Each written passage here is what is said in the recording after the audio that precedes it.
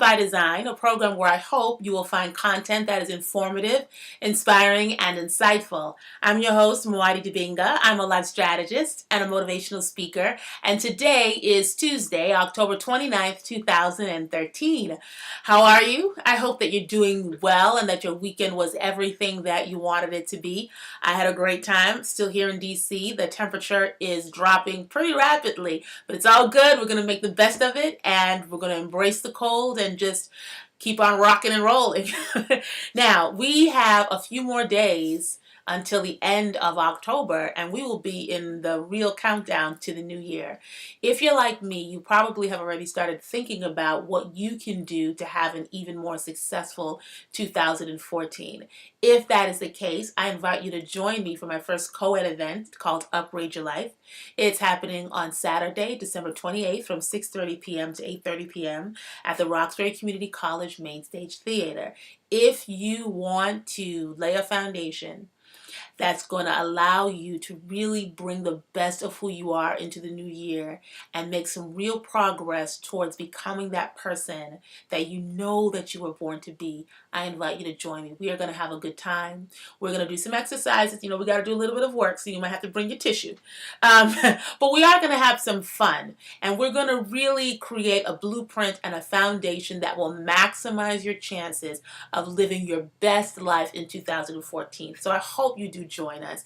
You can email me at my new email address, muadi@muadidibinga.com, for more information, or you can find me on Facebook or Twitter, LinkedIn, and Instagram, and I will be happy to get back to you and give you all the information that you need so that you can join us on the 28th. Let's get into today's topic, shall we? Today we're talking about the difference between living a trophy life and living a purposeful life. I was inspired to do this show because of some Facebook posts that I saw over the weekend. As a life strategist, oftentimes people will confide in me about, the different things and challenges that are going on in their lives. I'm always just sort of dumbfounded when people who have confided about, marriages that are tinkering or tweetering or tinkering, on the brink of disaster, or jobs that are just sucking the life out of them, and then they'll get on Facebook and you would think that they were living in some utopia. The marriage is just perfect and the job is perfect, etc. And it occurred to me, as it probably occurred to you as well, that many of us in this society in particular go through life collecting trophies: the marriage, the job, the career, the degree, the car, the bank account. And we collect all of these things and show them to the world in an attempt to up-level our status in people's eyes, and to let people know that we have arrived, that we have made it, that we have attained success, as it is defined in this country anyway. But oftentimes when we pull the curtain back and we give some further examination to these lives, we find that people are not as happy as they purport to be, or report to be, I should say, and that oftentimes while they're holding up the trophy in one hand, they're using the other hand to wipe away the tears, or to hold back the gasps of pain from living a life that is not authentic, from living a life, rather, that's not authentic, that's not genuine, that's not on purpose. When you live a trophy life, all the decisions that you make, all the actions that you take are done with the hope, with the expectation that you will impress other people. You live your life through the lens of other people's eyes, and you collect things, material things, possessions, and sometimes even collect people in an attempt to make other people think that you have arrived, that you are of value, that you have worth, that you're a success. When you live a purposeful life, all of your decisions, all of your actions, all of your choices are based not on what people think of you externally in the outside world, but they're driven from your internal calling, from the calling on your heart, from that internal voice, from your inner guidance. They're driven from the divine, from the universe, spirit, God, whatever you want to call it, that force, that entity that you think brought you to this earth, sent you to this earth, I should say. That's what becomes the driving force in your life when you're living a life of purpose.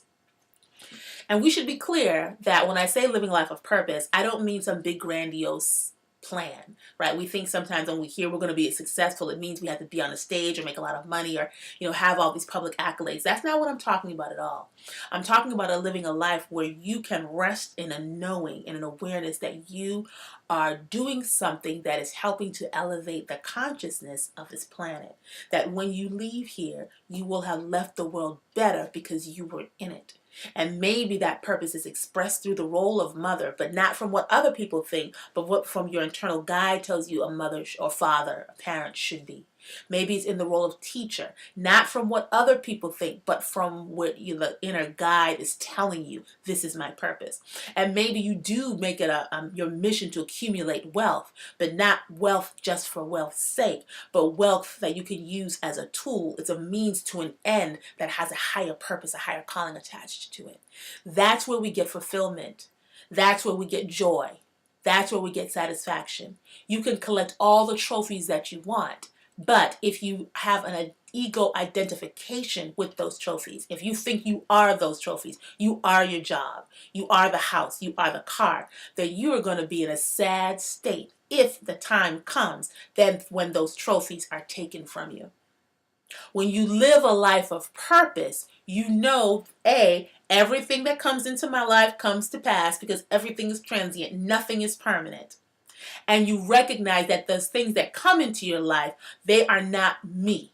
They might reflect my choices. They might reflect where I am in my consciousness at this moment, but I'm not attached to them so that when it's time for them to move out of my life so that something greater can come in, I'm not holding on for desperation's sake. And when I'm in a situation, a job, a marriage, or whatever that situation may be, that no longer serves me, and in fact is starting to kill me spiritually, I can walk away. I'll do the work. I won't just step out. But I know that if this thing is taken from me, or if I decide to give this thing away, I'm going to be okay because I'm not defined by my things. I'm not defined by my trophies. I'm defined by my purpose, right? So how do we live a purpose-filled life? I have a suggestion. That's why I have the show, right? 3 things you can do. There are 3 things you can do to begin to live a more purposeful life, right? The first thing is to ask yourself this question. What was I sent here to do? Don't ask yourself, why am I here? Because why am I here comes from that woe is me. Oh my gosh, my life has no meaning. Why am I here? It's that begging kind of energy that has absolutely no value in this lifetime anyway. It doesn't yield you any positive results. When you ask yourself, what was I sent here to do? Inherent in that question is the recognition that you were sent here for a reason. You're not an accident. You were sent here for a purpose, to carry out something specific. Only you were sent here to do something specific to you, to your design, to your blueprint. So we don't ask ourselves, why am I here? We ask ourselves, what was I sent here to do? And we walk from that space that starts to put you on purpose. The second thing that you can do is start to ask yourself, what can I do to be more loving, caring, and compassionate to myself? Got you. You thought I was going to say to other people, right? Because that's usually where this question leads us. It's commonplace these days to tell people, be more loving to others and it'll bring more love into your life. Of course that's true. What you give, you do give back. But you have to be active in the giving of it to yourself also, because when you give yourself the gift of self-care, when you give yourself the gift of stillness, when you give yourself the gift of self-love and self-appreciation, it puts you in a state of, at least temporarily, some stillness.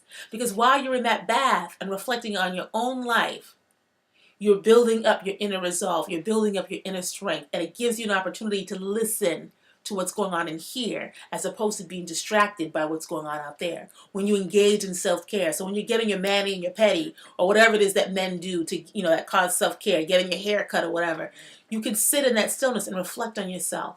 When you're doing things for yourself, that's an opportunity to think about yourself and ask yourself some empowering questions. What was I sent here to do? We can't do that if we're ripping and running after other people 24/7.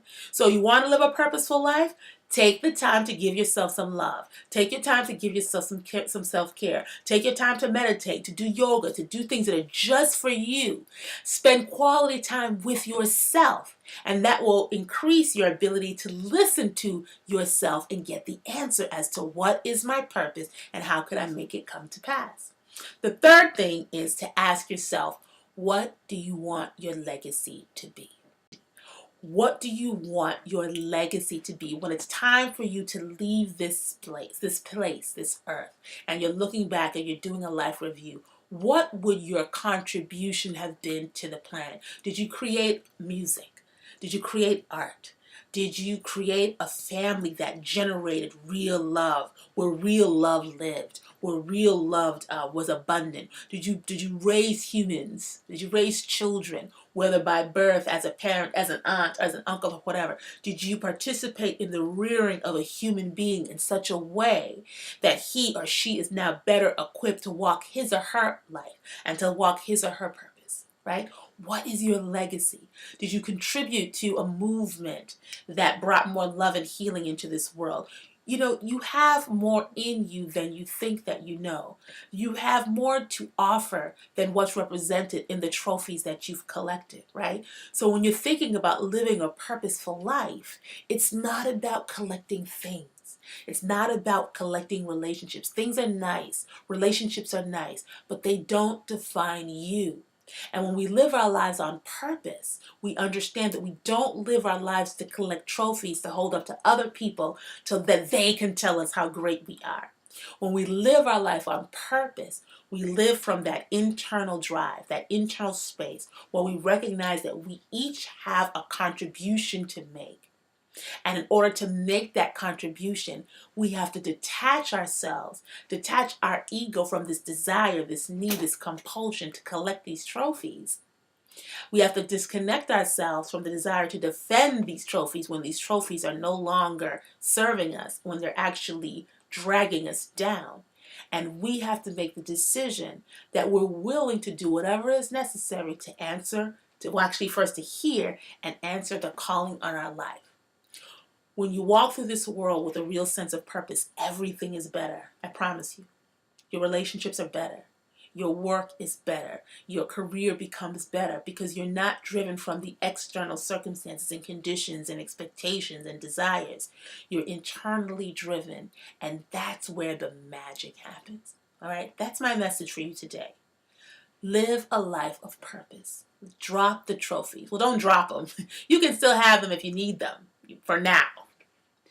But strive to live a life of purpose, because that's where your true joy is going to be able to emerge. That's the space from which the true love that's already within you is going to emerge. The peace, the abundance that you were meant to have will come when you really start to live a life on purpose. I hope that this message moved you.